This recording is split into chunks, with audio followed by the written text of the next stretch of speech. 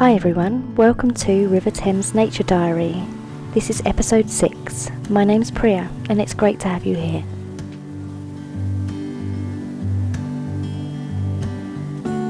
This is my wildlife diary of the River Thames as it flows through a small part of West London. This week we catch up with a very excited adopted Canada Geese Gosling,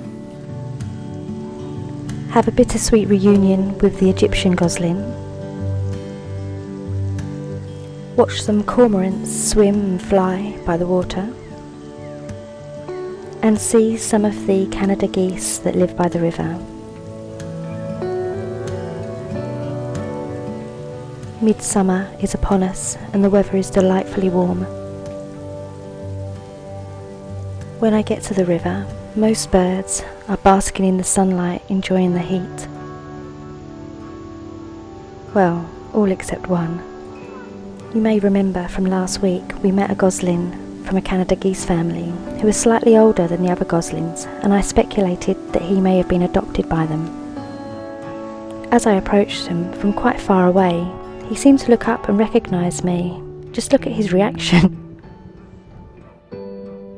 And it really was the sweetest thing to watch him running for quite a long distance, for quite some time, and getting quite out of breath to run up to come and meet me.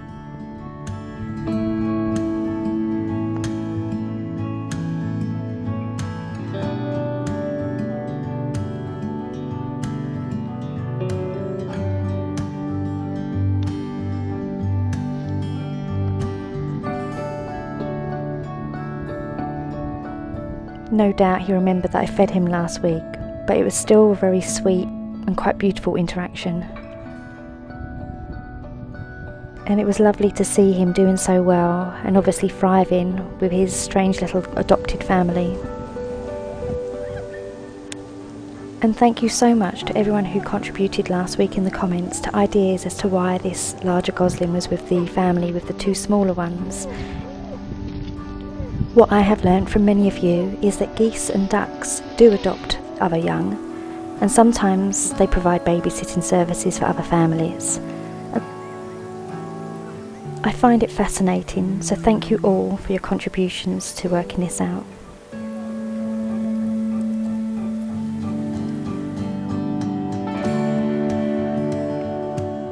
But now, on with our walk along the river.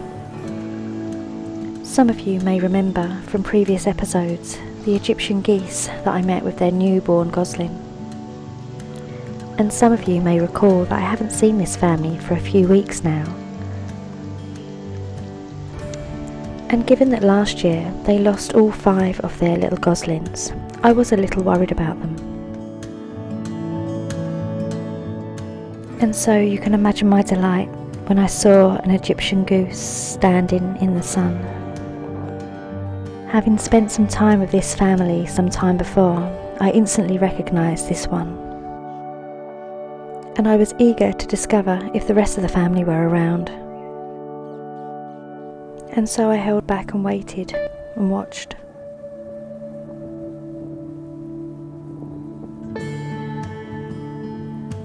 And it wasn't long before I was recognised, and soon I saw the Gosling too, as he was cooling off from the heat in the river. And as you can see, this Gosling has really grown since I've last seen it. I almost mistook it for the other adult in the pair, but it seems to be the Gosling. And while it's lovely to see him doing so well, one of the adults is missing from the pair. Perhaps this accounts for why I haven't seen them for some weeks now. I'm not an expert, but I think that the one that is missing is the female. I've been back to the river a few times since filming, and it really is just the two of them together. But I will keep my eye out for her, and I'll also keep following this family and keep you updated on the story. But for now, on with our journey. And as the tide started to come in, I decided to climb up on the seawall and watch the river. And the first thing that I saw were some cormorants diving and flying under the water.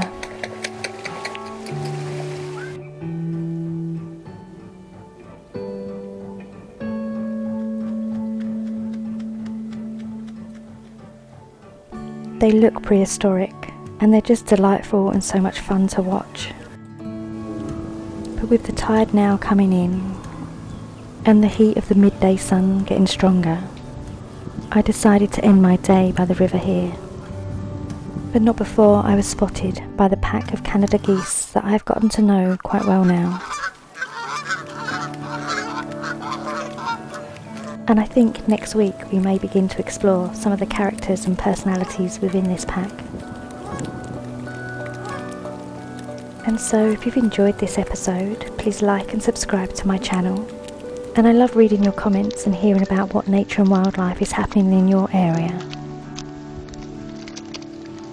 And so until next week, goodbye.